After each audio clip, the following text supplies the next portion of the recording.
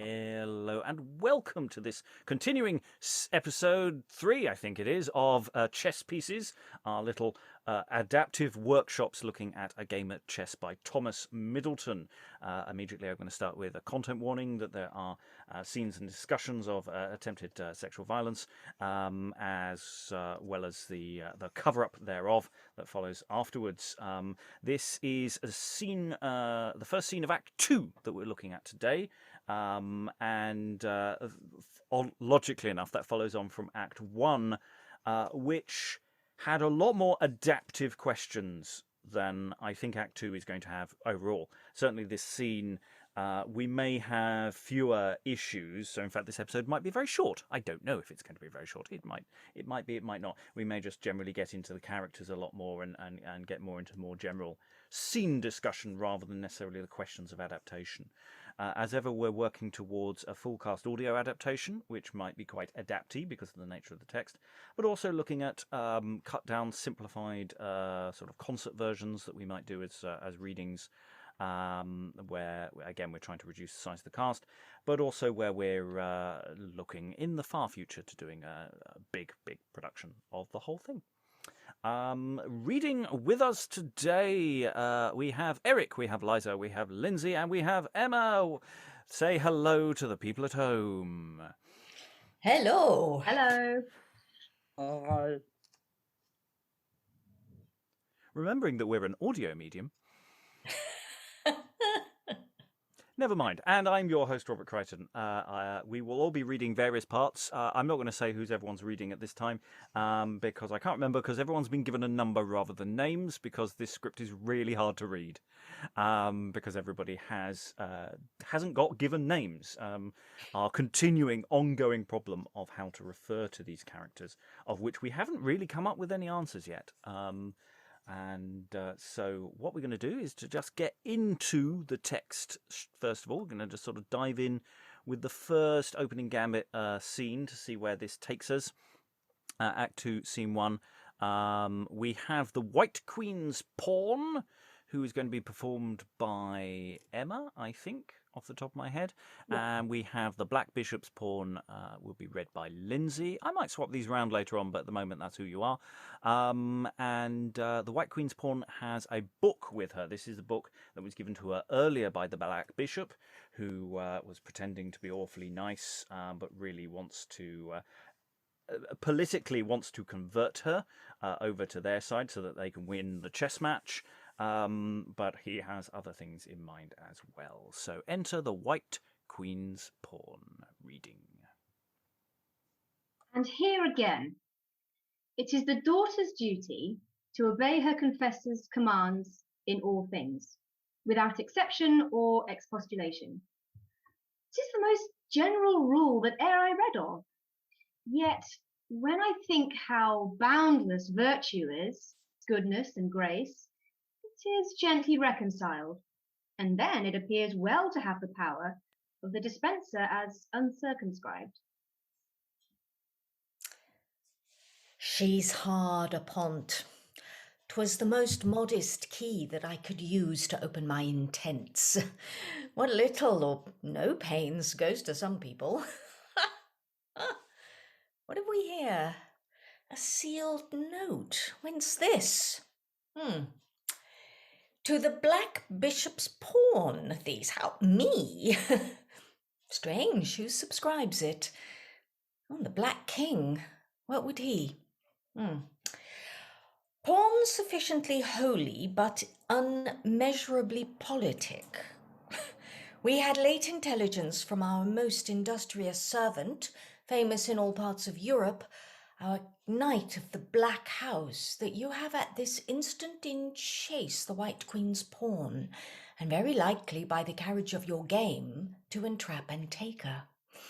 These are therefore to require you, by the burning affection I bear to the rape of devotion, that speedily upon the surprisal of her, by all watchful advantage, you make some attempt upon the White Queen's person, whose fall or prostitution our lust most violently rages for.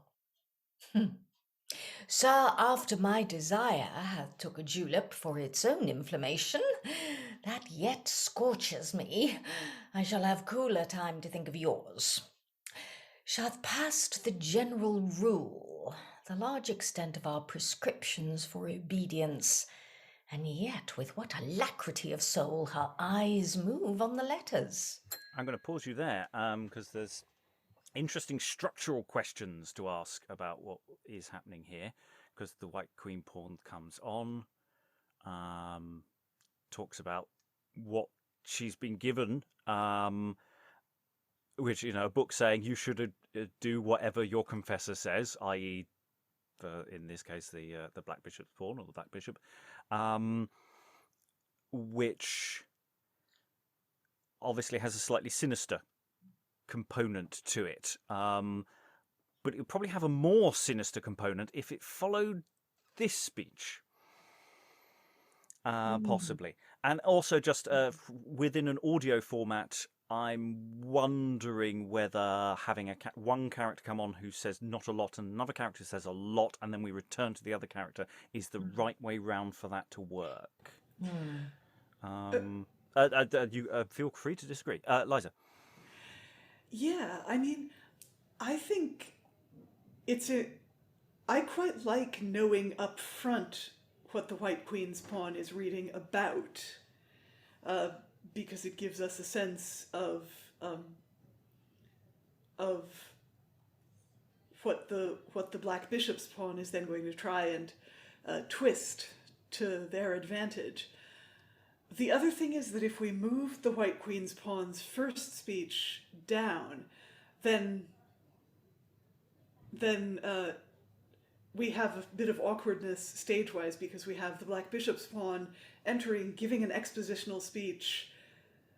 Then instead of noticing him, the White Queen's pawn would have this protracted aside before presumably noticing him with "Holy Sir." I don't know. Where do you thought to move that first speech to? Well, I was thinking it could be, because again, we're within an audio medium. I think it's probably fine for the stage, but I'm thinking that actually you whack it in just after he's necessarily somewhere possibly within his speech, that towards the end, when he's contemplating things, that actually the two speeches slightly overlap.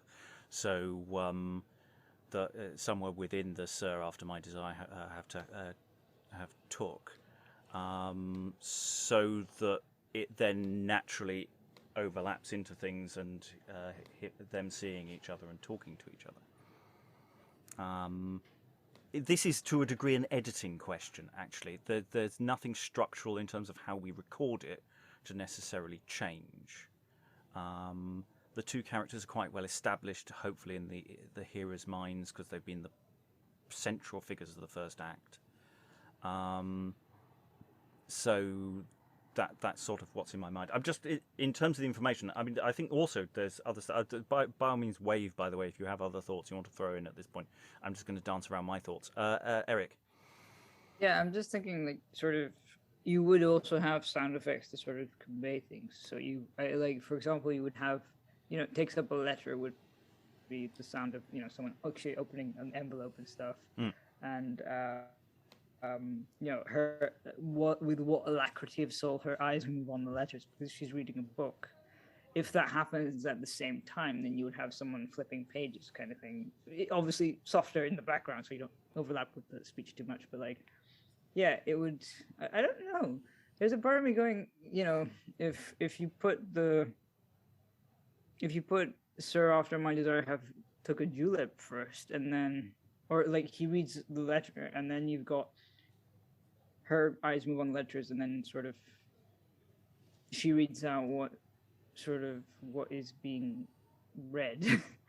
Would be interesting, I guess, kind of. Well, yeah, because there's the alternative formulation is the Black Bishop's first two lines opens the scene. We go to the White Queen reading the letter, because having talked about her reading the book, we hear that, and then he goes to his own correspondence. Because the nice thing about that is, again, maybe in an audio medium, it's rather than she's hard upon it, the White Queen's pawn is hard upon it, immediately establishing who's there, and then his own letter establishes who he is almost immediately afterwards. So that gap between people speaking and then knowing who the hell they are is diminished, which I think is possibly important. Eric? Well, I guess also in an audio medium, because you would have sort of, the proximity to the microphone to convey if it's a thought or if it's a sort of, out loud. You would have sort of the Queen's pawn going, and here again, and then she reads it, and then sort of her thoughts would be separate, so you wouldn't have to worry about distinguishing what's in her head and what's outside of her, sort of. And like, oh, holy sir, and so on and so forth, it would happen as a separate thing. So, like, I think the order wouldn't really matter so long as you don't have someone just sort of going, ultimately and utterly radio silent. And there's all sorts of other structural things where actually the Black Bishop's pawn's mission could be introduced a lot earlier as well, because it's not fundamentally clear in Act 1 what he's actually there to do, and actually there are some issues about what is in the letter that don't necessarily read as actually what they mean. Lynsey? I mean, I think you must have discussed this before, but in terms of an audio adaptation, what about naming the characters as well as occasionally then referring to their designations as chess pieces? Yes, I mean that's the thing is, but then we have to invent all the names, and as of yet we haven't done that yet. I mean, which is not inherently a bad idea. I again, we are looking at the more extreme edge of actual adaptation, making adjustments, which is it's painful to some because they want to keep it exactly the same. But this play is not necessarily going to survive without some adjustment for someone just diving in and going, what the hell's going on? So as many props as we can. So names are important. And one of the questions is actually the way I've been numbering these scripts so that we can read them is actually there are some parts where I'm starting to go, well, I'm not going to number them because they're not really people. They just say a few lines. They're just supernumeraries. And actually trying to figure out who are the actual characters that matter so that we can focus in on how many characters we can have in the play as well, because actually there also comes a point of there are only so many different sounding voices in the universe before people start getting very, very lost as to what's going on, and how can we simplify the characters who matter in this text. Other thoughts while I look something up. I'm just checking something which I'm just wondering about. So just on actually what this letter is doing, because this, he's got a letter from the Black King telling him what he's doing, which is you've got to entrap her in devotion so that the Black King can violate the White Queen.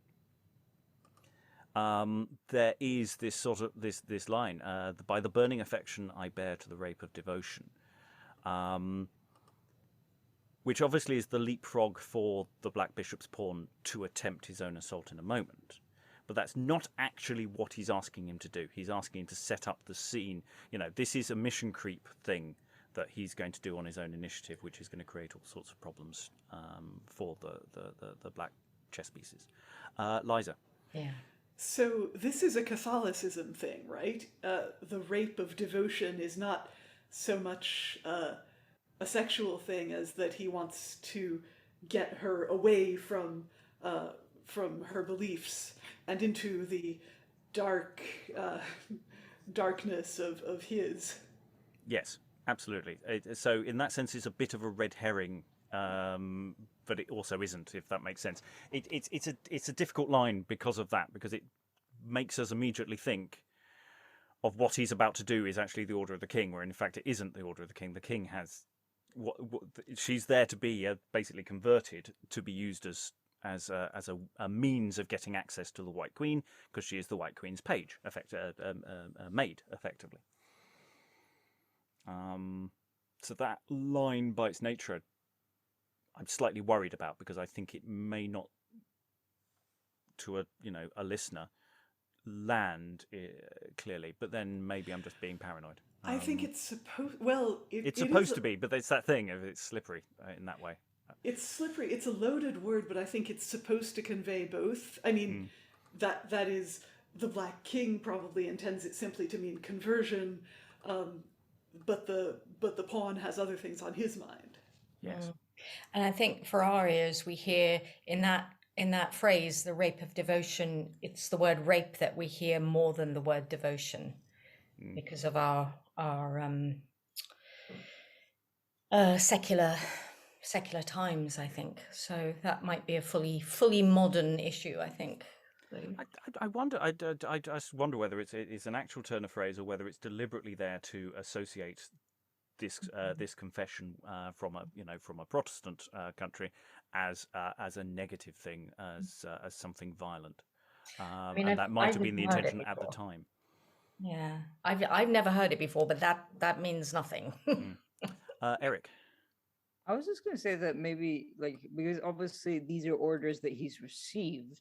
So technically, if this is audio, you could just have them as sort of read by the person playing the Black King? Or would that just be too confusing? With the filter, obviously, sort of like a radio, like when over a radio kind of thing. Yeah. So then, when he jumps back to "Sir, after my desire hath took a julep," it's like dismissing it. Yeah, that's possible. It might be more confused. Again, that's one for the edit. That's one to record the Black King doing it anyway, just in case, and see how it comes out in the edit. Because again, sometimes these things we can overthink them, and say, oh, it won't read, and then actually you listen and you go, no, it's fine. Making a note. Remember, part of this sense of uncertainty that I'm doing here is all part of the performative nature of these sessions for our listeners at home, to go through all of the questions that we ask, even if we actually already know the answers, or think we do, until we get it horribly wrong. Let us continue with the scene, because we've only done 2 speeches, and I wasn't going to spend nearly as much time on this part of the scene anyway. So we know now that the Black King has a terrible plan. We also know that the Black Bishop's pawn is going to do something, or attempts to do something, really quite horrible. So any sense of unease should now be ramped up. And see where this scene takes us. White Queen's pawn now speaks to the Black Bishop's pawn. Holy sir, too long I've missed you. Oh, your absence starves me. Hasten for time's redemption, worthy sir. Lay your commands as thick and fast upon me as you can speak 'em. How I thirst to hear 'em! Set me to work upon this spacious virtue, which the poor span of life's too narrow for. Boundless obedience! The humblest, yet the mightiest of all duties, well here set down a universal goodness. By the holiness of garment, her safe innocence hath frighted the full meaning from itself. She's further off from understanding now the language of my intent than at first meeting. For virtue's sake, good sir, command me something. Make trial of my duty in some small service. And as you find the faith of my obedience there, then trust it with a greater. You speak sweetly. I do command you first, then. With what joy I do prepare my duty. To meet me and seal a kiss of love upon my lips. Huh? At first disobedient. In so little, too. How shall I trust you with a greater then, which was your own request? Pray, send not back mine innocence to wound me. Be more courteous. I must confess, much like an ignorant plaintiff who, presuming on the fair path of his meaning, goes rashly on till on a sudden brought into the wildness of law by words dropped unadvisedly, hurts his good cause, and gives his adversary advantage by it. Apply it you can best, sir. If my obedience and your command can find no better way, fond men command, and wantons best obey. If I can, at that distance, send you a blessing, is it not nearer to you in mine arms?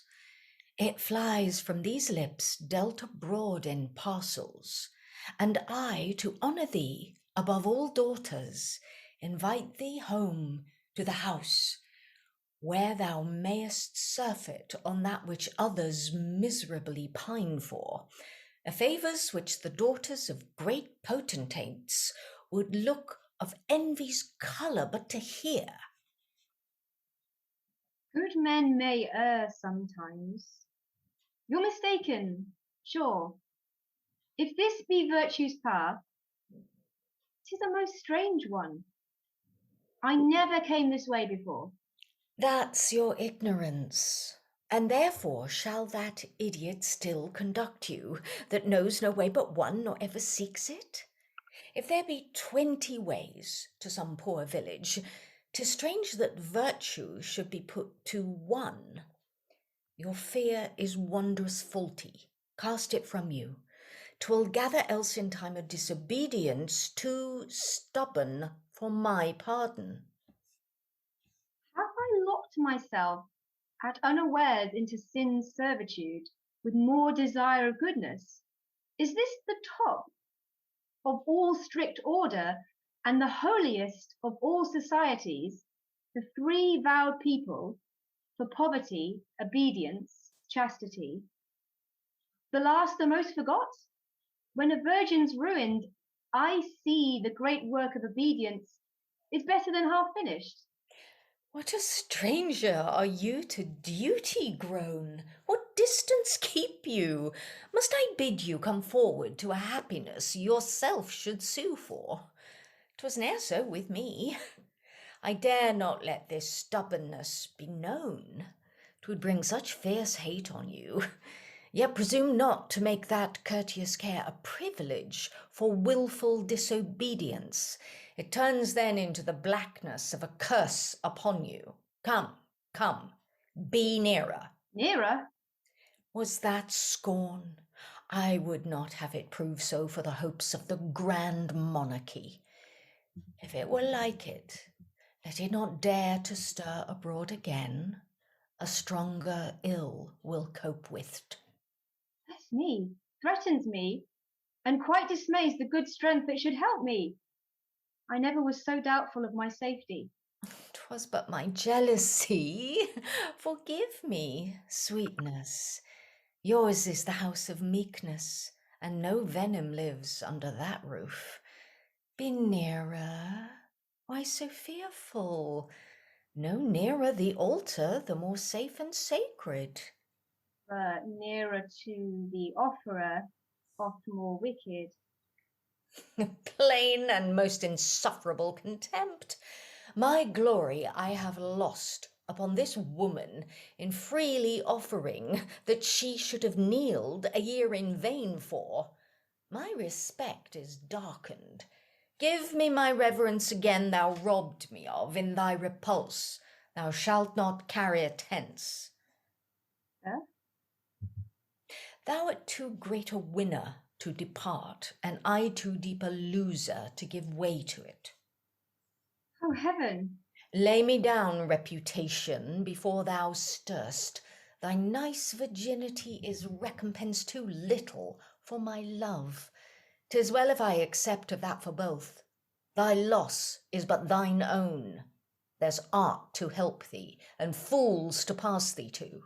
In my discovery the whole society suffers, and in that the hope of absolute monarchy eclipsed.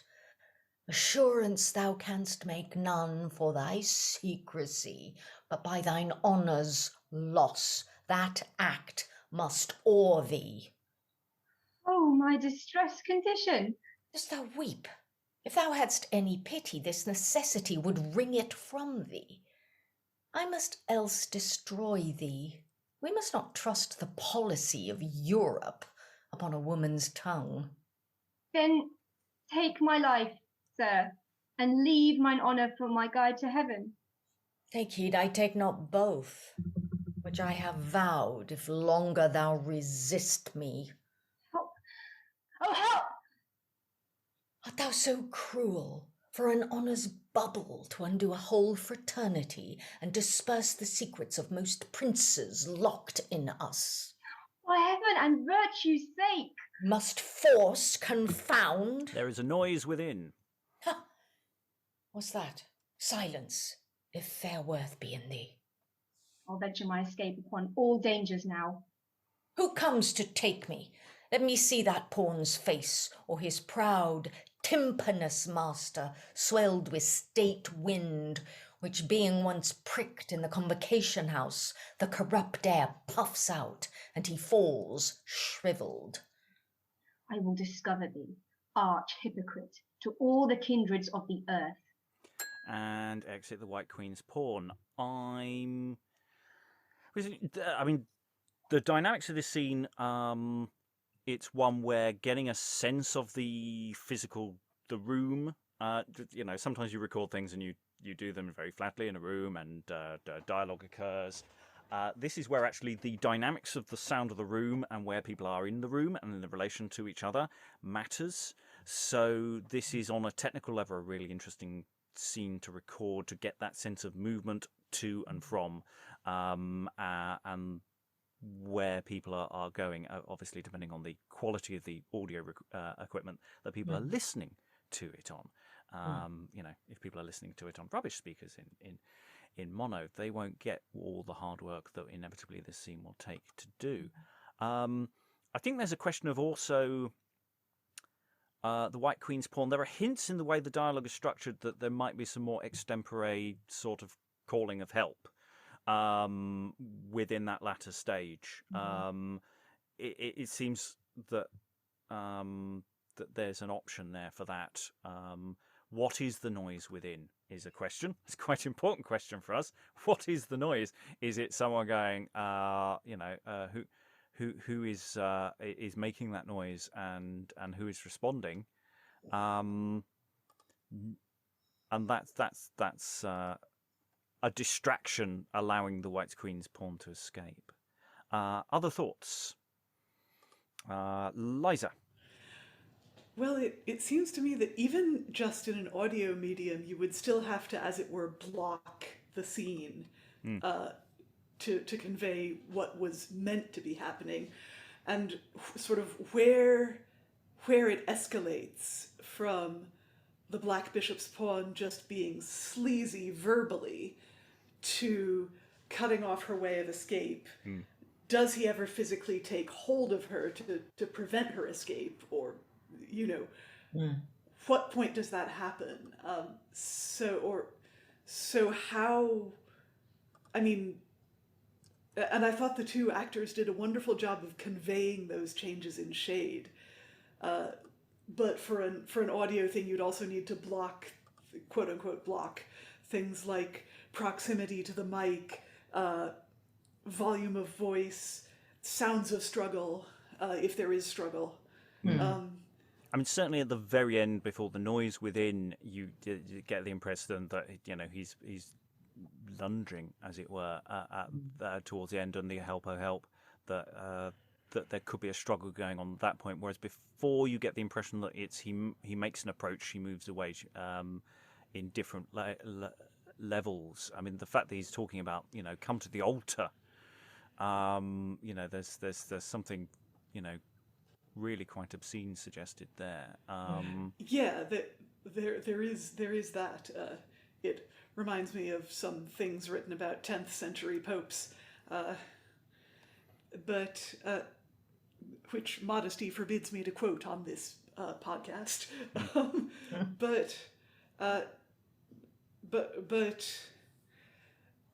So there's the altar comment. And then he reacts with anger to the fact that she won't come nearer to him willingly. Well, we have this continuation of the spin from earlier of the obedience thing in the book, And he goes with the disobedience thing. Look at what I'm wearing. Surely you must obey everything I say, for I am a priest and a man, and all those things. Yeah, and then and I think that's the point where he starts blocking her exit, probably just putting himself between her and the door. But then, lay me down reputation before thou stirrest is a stronger thing than we've heard from him.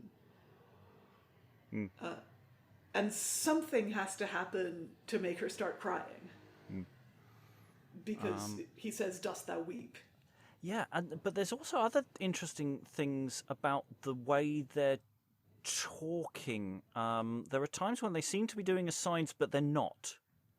They're clearly saying these things to each other, but it's almost like actually the White Queen's pawn is talking about themselves in the third person. Like they're starting to distance themselves from the situation that they're currently in, which is psychologically quite real and interesting. But the Black Bishop's pawn sort of almost picks up on it as well in the following dialogue. Can't find the bit where that is. The interesting question also of what is the her?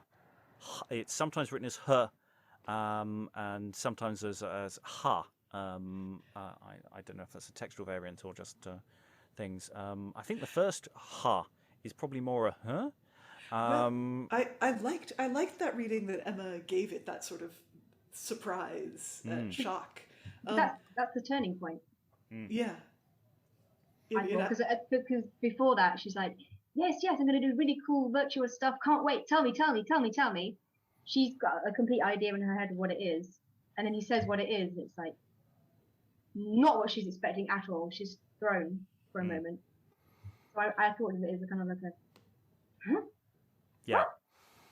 Yeah. But all of these exclamations, there's a lot of them turn up in the play, actually, continually, as to what those sounds are and can be. Yes. Often at this period, people write in ha, H-A, where we in our era might write A-H, and as actors, we might just take that as a vocal response of some kind. Yeah. Absolutely, yes. So that's just the thing of just don't be too dogmatic. And I say, when I was talking about later on, when we, the White Queen's pawn hears a noise off, and does start shouting at one point, help, oh help. Are there more helps and calls while she's attempting to escape, or is that just dialogue as writ? How does the Black Bishop's pawn precisely get distracted, and how does that final moment actually in the scene work? We don't have to come up with answers now, by the way. That's a slightly more rhetorical one. But anyway, Eric. Well, I think also in the nature of most violent films and sort of scenes not just of this period, but generally, it gets faster and faster. So it starts off as sort of, where is it? Like, you speak sweetly, I do command you first, and then obviously he's getting more excited and she's getting like, oh my God, I'm going to do something good. And then he goes to meet me. And then, as Emma pointed out, that's the turning point. Then seal a kiss of love upon my lips. She's like, okay, awkward. I'm not really interested in this. And then it slowly he gets more sort of desperate and angry about the situation. So obviously you could also have music, you could have sort of sound effects of like, dramatic violence or whatever you want. But yeah, I think it would depend on sort of, because his speeches keep their length as well. So you would have like, the White Queen's pawn seems to have the air knocked out of her at some point. Like, good men may err sometimes. You're mistaken, sure. If this be virtue's path, 'tis the most strange one. I never came this way before. And then, he goes, you're ignorant. And she's like, wait a minute, this is not what I signed up for. She starts to realize, like, as she's speaking. And then sort of, with her nearer is kind of like, nearer, yeah, right, I'm not going to come near you. And then he's clearly coming closer on his part as well. It's not just her sort of, I don't know, yeah. And then, be nearer, why so fearful? I'm fine, yeah. It's sort of, I'm safe. You can be with me. It's perfectly fine. I don't have a dagger behind my back or whatever you want to, like it's that kind of energy. And then it switches to, thou art too great a winner to depart. Like sort of, he's lowering his own status to sort of pretend that he's safe. And she goes, "Oh heaven!" And he's kind of still going on with the whole, exposition speech thing. Well, he's trying different approaches. Yeah. And there's again, this is one of those scenes where the dynamics of pacing and the way that the addresses work shift, and the White Queen's pawns trying to shift her position in terms of how the hell do I get out of this room? Question becomes more and more uppermost in her mind. But you can also kind of see that, like, if this were on a stage as opposed to audio, they would be getting closer, and then the Black Bishop's pawn is kind of like, "Dost thou weep?" And you can imagine like sort of either not necessarily a slap, but like some form of violence, as in like throwing her to the floor, that kind of thing, and then "Take my life, sir," because he's already blocked her exit. She can't do anything at this point, and then "Help, oh help," because then the noise within comes later. So it's like distraction. Kick him in the shins and run off kind of thing. Hopefully. Liza. Yeah, I mean, coming back to Robert's question about how we stage or how we audio stage that part of the scene before the noise within, I think take heed, and leave mine honour for my guide to heaven. Take heed I take not both, which I have vowed if longer thou resist me. I would guess that, you could stage him taking hold of her there, and then overlapping "Help, oh help" with "Art thou so cruel," overlapping her lines with his. Although I would want the audience to hear "must force confound" before the noise interrupts them. But this all feels close mic work. That the impression that they're close. The sound of material. That there are the ways of conveying that. I mean, this is all. The dynamics are the question of how do you make this scene really, really uncomfortable and horrible. Which is one of those things. An audio medium we could. How far do we want to go? Actually, there's in that sense. But. Sorry, Emma. Oh, just a quick thing. Where was I? Yeah, I think there's quite a lot of clues in the text as to where the kind of physical actions may occur. It sort of almost dictates it, I feel like. So you've got this kind of, they start at this distance, and then you have the Black Bishop's pawns line, "Thou art too great a winner to depart, and I too deep a loser to give way to it," suggests you're not going to leave. That could be the moment where you maybe hear the sound of a door closing, for example. Like he's moved to the other side of her, closed the door, turned around, faced her, and then the dynamic shifts after that, and it kind of goes up another notch. Yes, and that's the idea of a door closing, a key turning. Lynsey, did you want to? I no, just slightly on a tangent. I just wanted to draw some attention to some of the language in this, which is so interesting. This last sort of image, if you like, before the scene is interrupted. Excuse me. Let me see that pawn's face, or his proud tympanous master, sort of suggesting, and swelled with state wind. I mean, I don't know what this noise is off yet, but it's certainly timpani and the sound of wind, as in maybe trumpets, wondering what kind of noise this is that's coming on. But it's also a very interesting image. His proud tympanous master swelled with state wind, which being once pricked in the convocation house, the corrupt air puffs out and he falls shriveled. Such a strong passage there, I think, in terms of the imagery and the language. And I mean, there's a lot of that throughout, but, just sort of, it's really worth, I think, wrestling with the issues that the text creates for phrases like that, passages like that, I think. Yeah, I mean, that passage I found a bit of a problem because it sort of slows down the White Queen's escape there, and also I sort of think I know what it means, but I'm not sure if anyone has a reason to know what it means, and I almost feel it could either go or be slightly moved as an alternative use somewhere else. Again, that's more an edit question, whether in the scene it feels that it's in the way of getting the White Queen out of there, Queen's pawn out of there. Liza.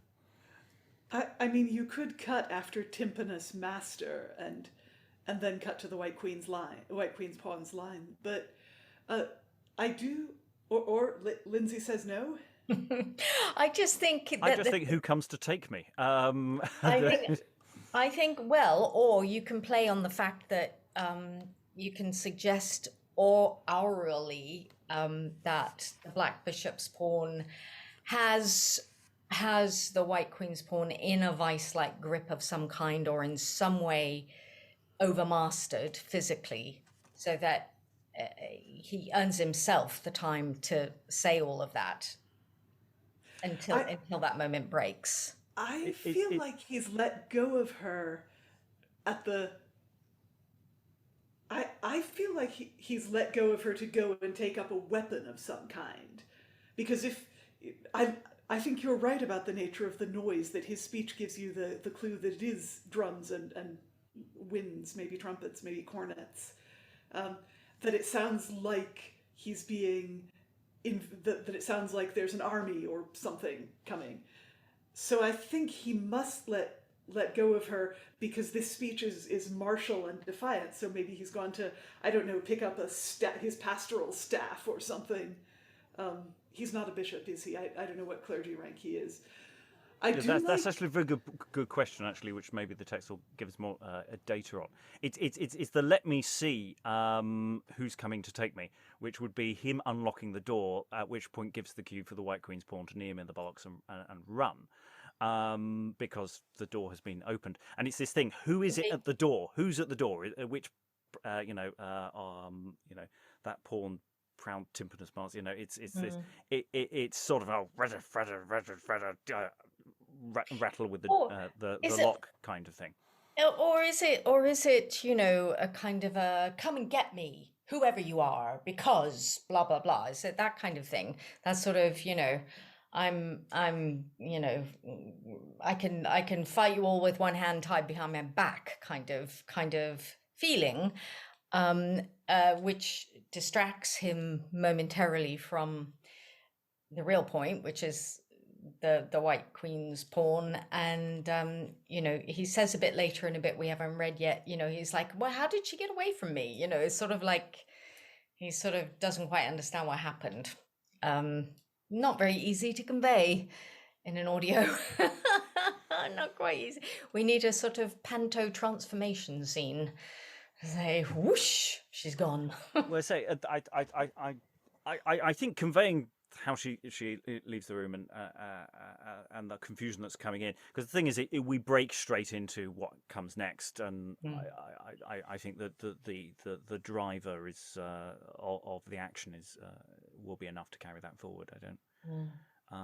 Anyway, we need to go forward because I wasn't planning on spending quite so much time on those ins and outs, but they're all good ins and outs, and we'll feed questions later on. And remember, if you're listening to this at home, remember this production hasn't happened yet, and if you have any thoughts or comments or additions that you'd like to get in touch and share your thoughts, some people have on previous episodes, lots of interesting responses. I say episode. The second episode has only just dropped. We haven't had any response from that yet.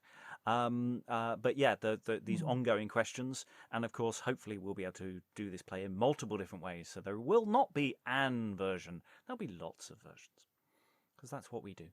Anyway, we will continue. We'll go for the White Queen has exited. White Queen's pawn has exited. Black Bishop's pawn is left alone. In a moment, the Black Queen's pawn will enter. But Black Bishop's pawn, take it away. Confusion! In that voice rings the alarm of my undoing. How? Which way escaped she from me? Are you mad? Can lust infatuate a man so hopeful? No patience in your blood? The dog star reigns, sure. Time and fair temper would have wrought her pliant. I spied a pawn of the White House walk near us, and made that noise on purpose to give warning, for mine own turn, which end in all I work for. Methinks I stand over a powder vault, and the match now a kindling. What's to be done? Ask the Black Bishop's counsel, you're his pawn. 'Tis his own case, he will defend you mainly. Ah, and haply here he comes, with the Black Knight too. But before we get to the Black Knight, we did have some useful information here. I spied a pawn of the White House walk near us and made that noise on purpose to give warning. So some passerby from the White House, who I don't think ever find out.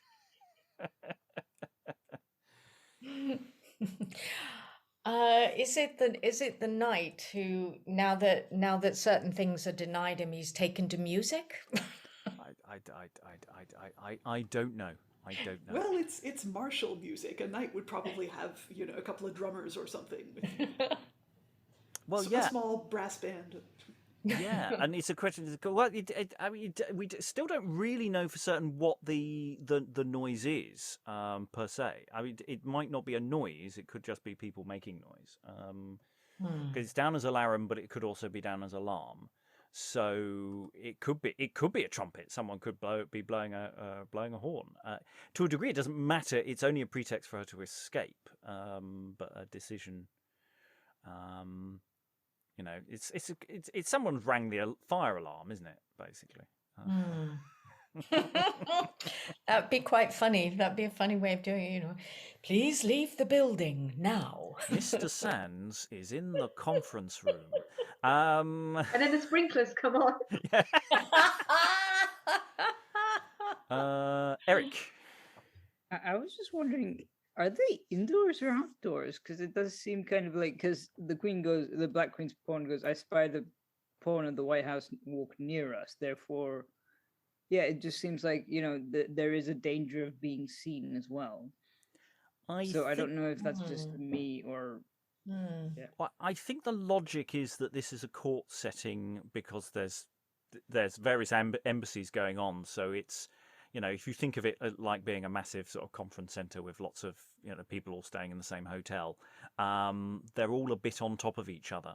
They're all about. There's lots of different. People are about. I doubt it's literally outdoors. I think it's more along those lines. Lynsey. Yeah, just thinking if at any point it was staged actually on a chessboard, then you've got two pawns who can only move one square at a time in whatever direction they want to move in. So that I think that can give an indication of the dynamic, and in a way, perhaps visually, and again, this is not necessarily for the audio drama, but thinking of it in this way could possibly help with other things, that the White Queen's pawn can't actually escape because she can't move more than one square at a time, kind of thing. I don't know if that made sense, but no, it's a good point. Yeah, she exits rather rapidly, suggesting that she's leapt onto the horse of a knight or something, and suddenly jumped around some corners. Anyway, that was a brief pause to just get us in place, and also to get the new people in the scene in place. I'm generally not reading the stage directions for these readings, so that seems to be the best way to do it. We have the arrival of the Black Bishop, and we have the arrival of the Black Knight, and I'll be reading the Black Knight. Eric, I think, are you the Black Bishop? I think you are. I think so. Sorry, so yes, we've now got 4 people on stage or in the room. And later on, at some point, Emma will return as somebody else. Anyway, Black Bishop, I think we enter. Oh, you've made noble work for the White House yonder. This act will fill the adversary's mouth and blow the Lutherans' cheeks till they crack again. This will advance the great monarchical business in all parts well, and help them agents forward. What I in 7 years laboured to accomplish, 1 minute sets back by some codpiece college still. I dwell not, sir, alone in this default. The Black House yields me partners. All more cautelous. Qui corte caste, that's my motto ever. I've travelled with that word over most kingdoms and lain safe with all nations of a leaking bottom. I've been as often tossed on Venus' seas as trimmer, fresher vessels when sounder barks have lain an anchor that is kept the door. She hath no witness then. None. Gross witness? When I wed a man of his society to mischief with a witness. I have done it then. Away, upon the wings of speed, take post horse, cast 30 leagues of earth behind thee suddenly, leave letters antedated with our house, 10 days at least from this. Oh, Bishop, I taste thee. Good, strong episcopal counsel, take bottle on't. 'Twill serve thee all thy journey. But good sir, how for my getting forth unspied? There's check again.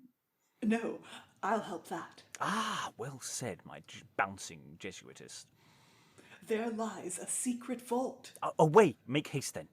Run for my cabinet of intelligences for fear they search the house. Good bishop, burn 'em rather, I cannot stand to pick 'em now. Begone, the danger is all in you. I'm just going to pause there because of the morality of this scene is in many ways I find this element of the scene the more disturbing because this is the banality of the cover up of the Black Knight comes in and basically just goes, well, if you want to assault someone, do it properly. That's basically his complaint. It is not that you should not do bad things. It is you didn't do it. You didn't organize it well enough. And then it's this thing of, oh, we're going to have to burn the thing. How do we get him out? We've got to just send him off to a different parish, get him out. You know, how are we going to do that without him being seen? And it's just purely business of, you know, how do we cover this up? It's absolutely no relevance whatsoever in any way to anything that might be happening at any time since. Yeah, no, I mean this is the element of this which actually makes it really burn as a very, very modern play. Actually, you know, we can find plays in which we have this question of sexual assault occurring. I don't know how many other plays there are that really cover the cover up side of it, and that this element of it, that everybody's in on this, and you know that this idea that you can just move this bishop's pawn on somewhere else, you know, and it's just this is business as usual. Ness to it all, which is so disturbing and so, you know, accurate in so many ways. Eric. I was going to say it's kind of there in Promos and Cassandra, but I can't remember if this probably predates that. I don't know. No. Promos Cassandra is much earlier than this, and yes, does deal to a degree, but it's not quite so organised. Yeah. There, you know, there are people willing to, you know, not believe, but we don't have this sort of. Sorry, I'm cutting off, Eric. No, I was just going to say that this is a bit sort of like, you know, the spy that was burned, like exposed suddenly, and then they have to send him off somewhere else because they he's still useful, but, you know, his cover has been blown.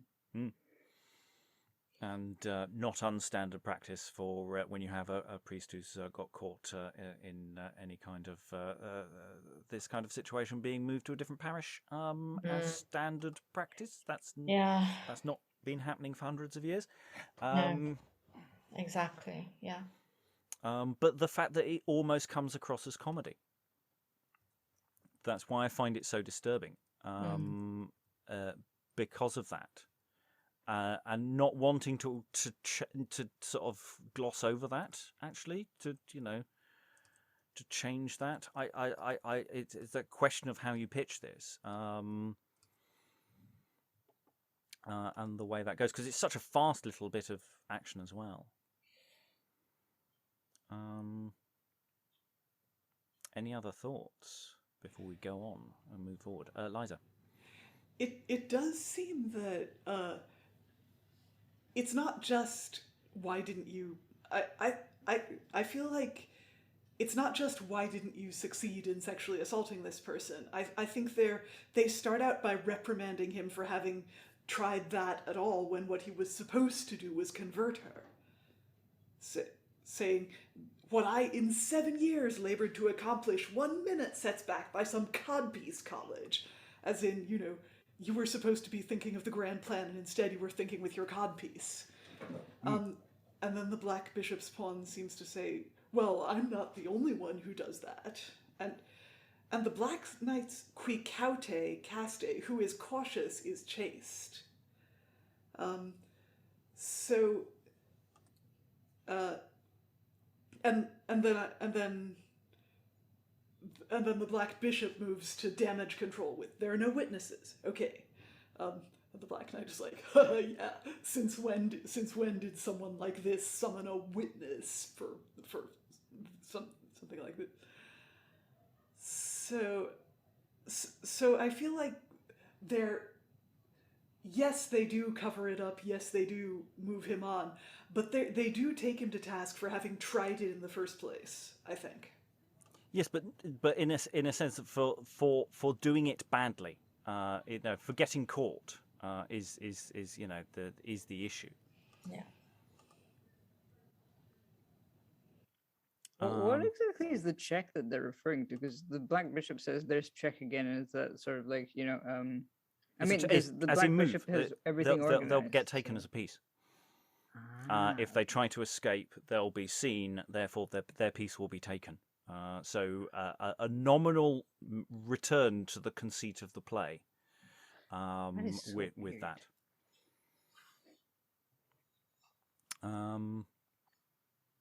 Right, we now go to the cover-up, more formally, as it were, with some more business. We will have somebody else enter as... I'm sure Emma returns as somebody. The Black Knight's pawn. I have a pawn too. Isn't that lovely? All ranks of society is here. Okay, so we have the re-entrance of the Black Bishop's pawn has exited, but now we have re-entered the Black Queen's pawn with cabinet. So let's open out all the filing cabinets and get the shredders warmed up. Let me see, Queen's pawn, how formally have packed up his intelligences, have laid them all in truckle beds, methinks, and like court harbingers have writ their names in chalk upon their chambers. Anglica. Oh, this is the English house. What news there, Tro? By this light, most of these are bawdy epistles. Time they were burnt indeed. Whole bundles of them. Here's from his daughter Blanche and daughter Bridget from their safe sanctuary in the Whitefriars. These from two tender sisters of compassion in the bowels of Bloomsbury. These from the nunnery in Drury Lane. A fire, good Jesuitess, a fire. What have you there?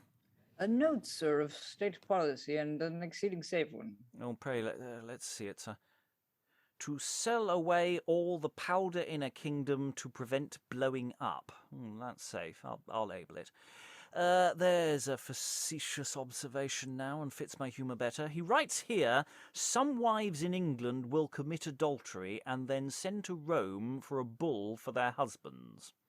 Have they those shifts? Oh, there's no female breathing sweeter and subtler. Here, wench, take these papers, scorch me 'em soundly, burn them to French russet and put 'em in again. Why, what's your mystery? Oh, sir, 'twill mock the adversary strangely, if e'er the house be searched. 'Twas done in Venice upon the Jesuitical expulse there, when the inquisitors came all spectacled to pick out syllables out of the dung of treason, as children pick out cherry stones, yet found none but what they made themselves with ends of letters. Do as I bid you, pawn! Fear not. In all I love roguery too well to let it fall. How now? What's news with you? The sting of conscience afflicts me so for that inhuman violence on the white bishop's pawn. It takes away my joy, my rest. This 'tis to make an eunuch. You made a sport on't, then? Cease aggravation. I come to be absolved for it. Where's my confessor? Why dost thou point to the ground? 'Cause he went that way. What's that? Come, help me in with this cabinet, and after I have singed these papers thoroughly, I'll tell thee a strange story. If be sad, 'tis welcome. 'Tis not troubled with much mirth, sir. And they exit. So we've got two little scenettes here. Again, structurally, I'm thinking about opportunities here for solving the exposition problem we have with Act 1. Because in Act 1 we have this problem of the Black Knight's pawn is the one who gelded the chap who would have been marrying the White Queen's pawn, and he's feeling very guilty, and he would like to be forgiven, and that's what he's here for. There's part of me wondering whether this is useful expositionary kind of dialogue that could be used elsewhere. Most of this dialogue doesn't refer to the burning stuff that's going on in this scene, so I'm wondering if we can tidy up some of those problems earlier with bits of this. That's just the thought out loud. There's no definite plan for that, but definitely Act 1 is the act where impositions are more likely to occur, whereas this scene so far, apart from just twiddling with it, on the whole works quite well on a structural level, that making me happy with.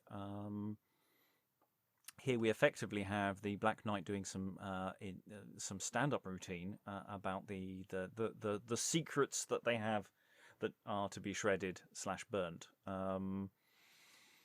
here. I wonder whether there's more mileage or less mileage to be got out of that. Yes, I mean all the nuns cited are obviously prostitutes. Brothels were known as nunneries in those days, and I think I'm not sure where the White Friars. It will have been one of the old White Friars abbeys before the Reformation. Drury Lane, there was no nunnery. There was no actual nunnery in Drury Lane. It's a brothel. Sisters of Compassion in the bowels of Bloomsbury. I have to say, the bowels of Bloomsbury is a phrase I might use more often. So all the letters from England are naughty. Presumably, all the prostitutes are actually also spies, and they're sending them dirt on their clients and what acts they have got up to. It's not wholly clear how to get that across. Clearly, I think on the whole, it's one of those just let it fly and hope it lands kind of stuff. I don't think you can put anything in there to sort of just to spell it out for anyone. If it was on stage, someone would be doing hip thrusting at this point. You just know it. That's what. Well, they if do. it was on stage, you could have crude drawings that some of the audience could see, and you could have the Black Queen's pawn looking over his shoulder and going woo. Yeah, and like, there's all sorts of comedy, that kind getting of the drawing stuff. upside down. What? But yeah, we've just basically got lots of destroying things, and it's that thing. Just being careful with the phrase "fire" is maybe just tweak it. Put them in the fire rather than it sounding like just to make that clear. But nothing fundamental. Eric. I do appreciate the irony of, like, the black bishop's pawn having a daughter called Blanche. Uh, just this kind of yeah, which means white in French. Just kind of ironic there, and also the fact that they're in the Whitefriars anyway. Safe sanctuary in the Whitefriars, totally. Yeah, I don't know. Just kind of a lot of it is kind of flipping through papers. So I guess you have sound effects there, and obviously the sound effects of the fire, which would be just adding things and throwing things and tossing things to the fire. I don't know. Just some of it seems a bit, yeah. Well, say it's the conjunction of the two sequences of this scene. We are going from a scene of high drama to quite low comedy very quickly between the two, which feels incredibly deliberate and uncomfortable in a way that I think works. But yeah, it's the casual. Again, it's like we've done this before. We've burnt cells before. We've got rid of people before. But again, it's once the plot gets going, it does things very, very quickly. Actually, I mean, even the White Queen's Pawn, Black Bishop's Pawn section of this scene. There's not much fat there. Actually, it plays that scene. I mean, it's probably a longer scene just simply because bits of it will be slower and the pacing will change. Whereas here it's a lot of action. I kind of want to just change. I just kind of want the sound of a shredder actually rather than a fire. I quite like the idea of just into the fire, twice burn it, as in now throw it on an actual fire. Because it's really hard burning papers. It's really, really hard. Paper resists it if in mass is when you've got to get it into smaller chunks. He said, they've never been in this situation before. Someone else have a thought, please. I just on the subject of burning papers, was I right in understanding in the text that the suggestion is that the semi-legible fragments charred are put back into the cabinet in order to poke fun at the people who are going to try to investigate or something like that? I missed that. I certainly saw them. Yes, Lynsey, I think you're right. Is burn him to French russet and put him in again. And then they reference something that doubtless already happened in Venice when they expelled the Jesuits from Venice. Yeah, to pick out syllables of the dung of treason. When the inquisitors came all spectacled, as children pick out cherry stones, yet found none. But what they made themselves with just the ends. Yeah, sort of trying to piece together. So like mocking the people, saying, yeah, there is evidence, but you're never going to find it. But we just want you to know that there is. You know that we know that you know. Yeah.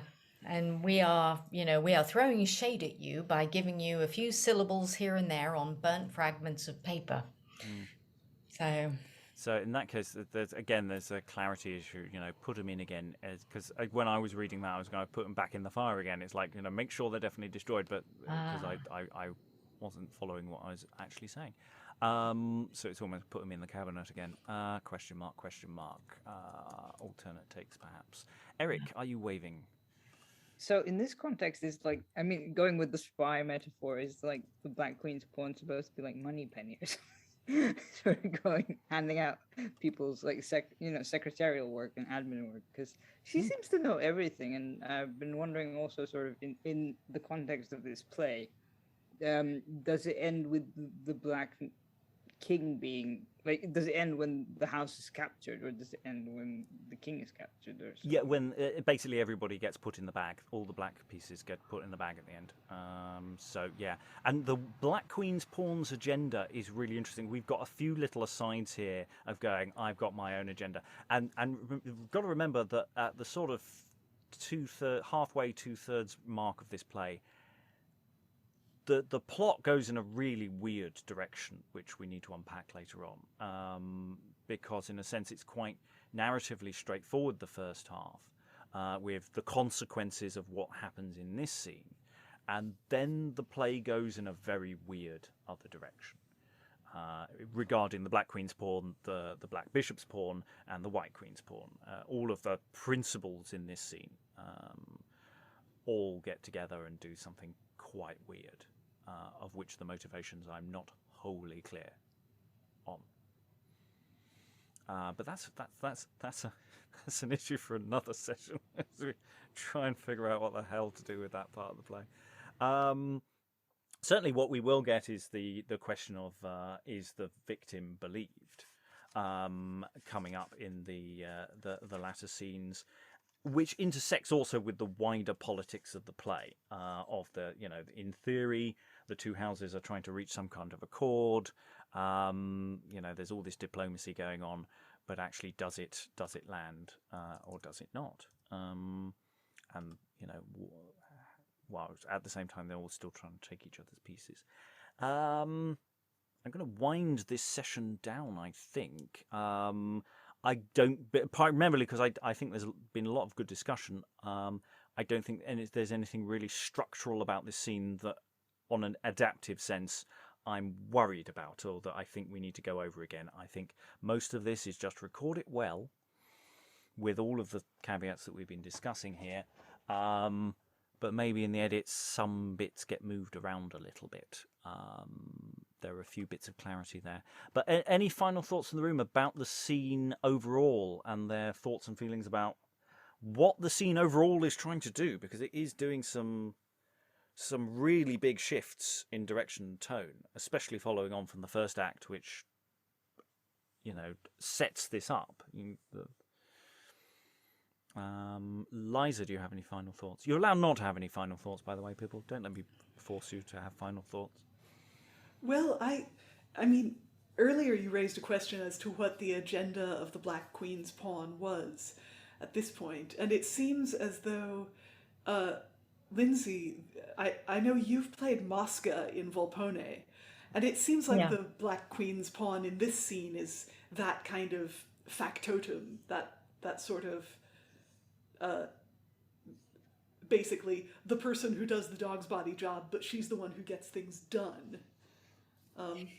Yeah, I mean, it's a bit. I feel this sort of morphs into not really final thoughts, but this play for me is still a bit of an octopus of arms and tentacles going in different directions, and I haven't quite kind of been able to.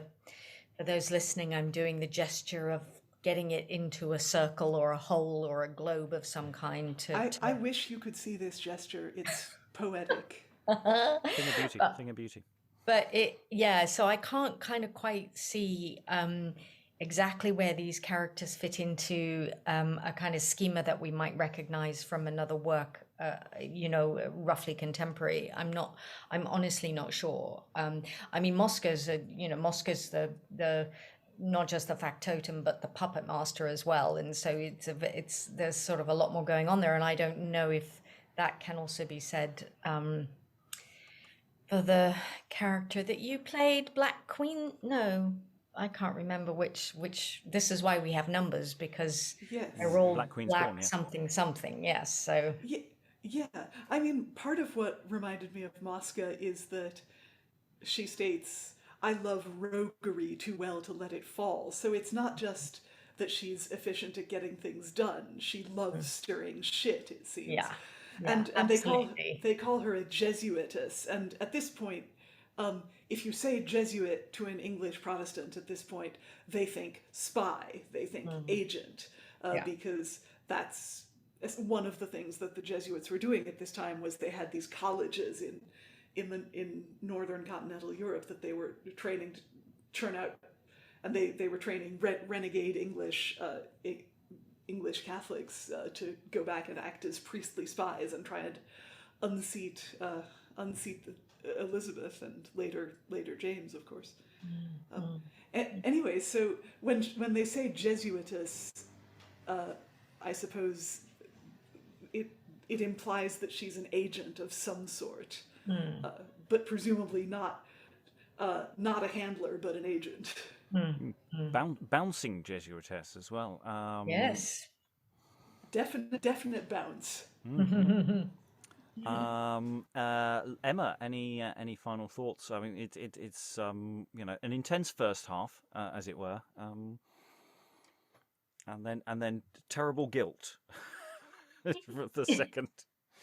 Yeah, quite a contrast. I don't know if I have anything particular to add. I did enjoy the contrast of the characters, actually. We haven't mentioned the Black Knight spawn at the end there. Yeah, I feel kind of funny. It's kind of funny in a way. He kind of comes on as like the embodiment of melancholy. I feel like he's very sort of heavy all over in his kind of body language and his speech. It's quite funny, really. Yeah, I mean, he's again tonally totally different, isn't he? It's just really morose. Completely, and then the section about the story at the end. If it's a sad story, give it to me. Yeah. Yeah. Yeah, he's gonna wallow in it. Well, I suppose I've never gelded anyone, so I don't know how it feels to do it. Well, it's rather disturbing because it implies that he's become a better person. And is actually feeling remorse for his actions, because she says, well, you made a sport on it then. Presumably he murdered someone? Did he murder someone? No, he gelded someone. Ah. He chopped their ghoulies off. Oh, I thought she was saying his ghoulies had been chopped. No. He did the deghoulification. I see. Well, he's feeling really bad about it.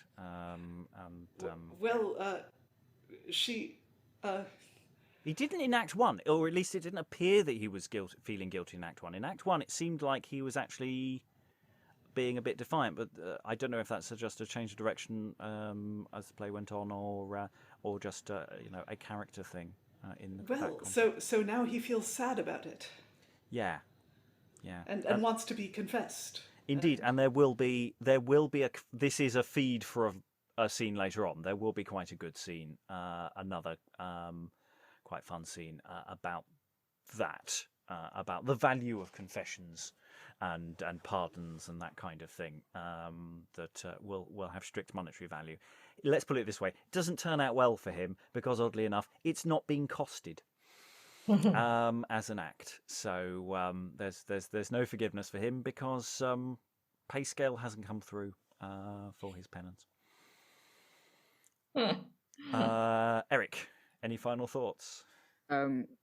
Yeah, I guess sort of it's an interesting piece to deal with in terms of audio. I'm just trying to figure out how the Black Bishop spawn exits, because obviously the Black Queen spawn goes, there lies a secret vault, and then sort of, I don't know if that's referring to the Czech sort of part of the game or not.